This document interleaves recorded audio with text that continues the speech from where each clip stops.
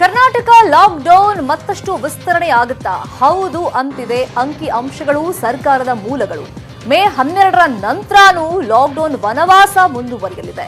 ಯಾಕೆ ಅನ್ನೋದಕ್ಕೆ ಪಕ್ಕಾ ಲೆಕ್ಕದ ಜೊತೆ ವಿವರಣೆ ಕೊಡ್ತೀವಿ ನೋಡಿ.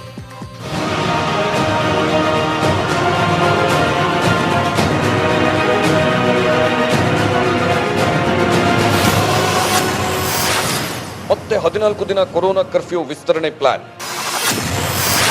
ಮೇ ತಿಂಗಳ ಕೊನೆವರೆಗೂ ಆಗುತ್ತಂತೆ ಲಾಕ್ಡೌನ್.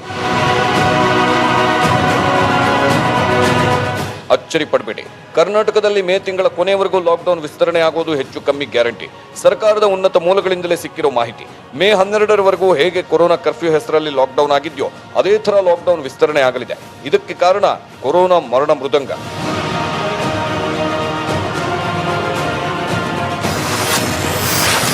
ಕಾರಣ 1, ಮಿತಿ ಮೀರುತ್ತಿರುವ ಪ್ರಕರಣ. ಏಪ್ರಿಲ್ ತಿಂಗಳಲ್ಲೇ ಅಂದ್ರೆ ಬರೀ 29 ದಿನಗಳಲ್ಲಿ ರಾಜ್ಯದಲ್ಲಿ ಬರೋಬ್ಬರಿ 4,70,000 ಹೊಸ ಪ್ರಕರಣ ದಾಖಲಾಗಿದೆ. ಸಾವಿನ ಸಂಖ್ಯೆ 29 ದಿನದಲ್ಲಿ 2,500 ಮೀರಿ ಹೋಗಿದೆ.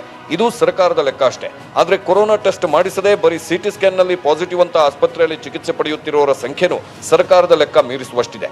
ಇದು ಸರ್ಕಾರಕ್ಕೂ ಗೊತ್ತು. ಹಾಗಾಗಿ ಲಾಕ್ಡೌನ್ ಮತ್ತೆ ಅನಿವಾರ್ಯ ಆಗಿದೆ. ಕಾರಣ 2, ಮೇನಲ್ಲಿ ಬೆಡ್, ಐಸಿಯು, ಆಕ್ಸಿಜನ್ ಭೀಕರತೆ. ಕೊರೋನಾ ಸೋಂಕು ಈಗ 40,000ಕ್ಕೆ ತಲುಪಿದೆ. ಬೆಂಗಳೂರಲ್ಲಿ 22,000 ದಾಟಿದೆ.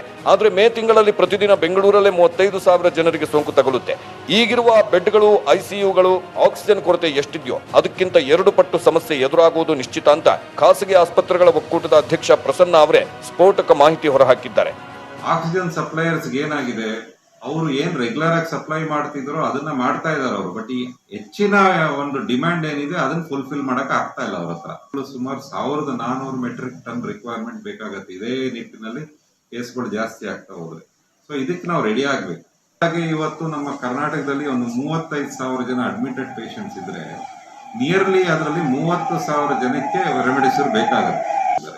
ಸೊ ಈ ರೆಮಿಡಿಸಿವಿರ್ ಬೇಕಾಗಿರೋದೇ ಮಾಡರೇಟ್ ಕೇಸ್ಗಳಿಗೆ. ಒಂದ್ಸತಿ ಅವ್ರು ಸಿವಿಯರ್ ಆಗಿ ವೆಂಟಿಲೇಟರ್ ಮೇಲೆ ಹೋದ್ರೆ ರೆಮಿಡಿಸಿವಿರ್ ಕೊಟ್ರೆ ಯಾವುದೇ ಉಪಯೋಗ ಇಲ್ಲ. ಬಟ್ ನಮ್ಮ ರಿಕ್ವೈರ್ಮೆಂಟ್ ಪ್ರತಿದಿನನೇ 30,000 ವಯಲ್ ಇರೋದು ಯಾವ ಮೂಲೆಗೆ ಸಾಕಾಗುತ್ತೆ ಹೇಳಿ.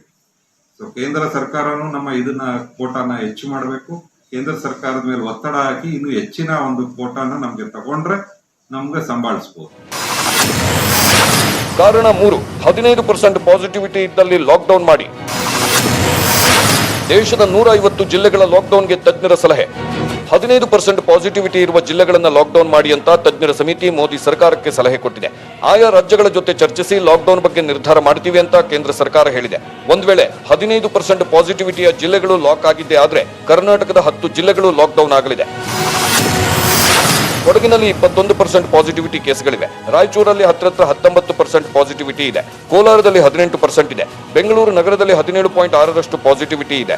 ಹಾಸನದಲ್ಲಿ 17.6%, ತುಮಕೂರಿನಲ್ಲಿ 17.3% ಪಾಸಿಟಿವಿಟಿ ಕೇಸ್ ಇದೆ. ಕಲಬುರಗಿ, ಬಳ್ಳಾರಿಯಲ್ಲಿ 16%ಕ್ಕಿಂತ ಮೇಲ್ಪಟ್ಟು ಪಾಸಿಟಿವಿಟಿ ಕೇಸ್ಗಳಿದ್ರೆ ಚಿಕ್ಕಮಗಳೂರು, ಚಾಮರಾಜನಗರದಲ್ಲಿ 15% ಮೀರಿದ್ದು 10ಕ್ಕೂ ಹೆಚ್ಚು ಜಿಲ್ಲೆಗಳು ಸಂಪೂರ್ಣ ಲಾಕ್ಡೌನ್ ಆಗಬೇಕಾಗುತ್ತೆ. ಕಾರಣ 4, ಲಾಕ್ ಮಾಡಲ್ಲ ಅಂತಿದ್ದ ರಾಜ್ಯಗಳೆಲ್ಲ ಲಾಕ್ಡೌನ್. ನಮ್ಮ ಮುಖ್ಯಮಂತ್ರಿಗಳು ಎಷ್ಟು ಸಲ ಹೇಳಲಿಲ್ಲ ಲಾಕ್ಡೌನ್ ಮಾಡಲ್ಲ ಅಂತ. ಈಗ ನೋಡಿ, ದಿನದಲ್ಲಿ 4 ಬಿಟ್ರೆ ಉಳಿದ 20 ಗಂಟೆ ಇಡೀ ರಾಜ್ಯವೇ ಲಾಕ್ಡೌನ್ ಆಗಿಲ್ವಾ? ಮಹಾರಾಷ್ಟ್ರದಲ್ಲೂ ಲಾಕ್ಡೌನ್ ಮಾಡಲ್ಲ ಅಂತಿದ್ದವರು ಮೇ 1ರ ಬಳಿಕ ಮತ್ತೆ 15 ದಿನ ಲಾಕ್ಡೌನ್ ವಿಸ್ತರಣೆ ಮಾಡೋಕೆ ತಯಾರಿ ನಡೆಸ್ತಿದೆ. ಇವತ್ತಿನಿಂದ ಮೇ 3ರವರೆಗೆ ಗೋವಾದಲ್ಲಿ 5 ದಿನ ಲಾಕ್ಡೌನ್ ಜಾರಿ ಮಾಡಿದ್ದಾರೆ. ಕ್ಯಾಸಿನೋ, ಬಾರು, ಪಬ್ಗಳೆಲ್ಲ ಬಂದಾಗಿದೆ.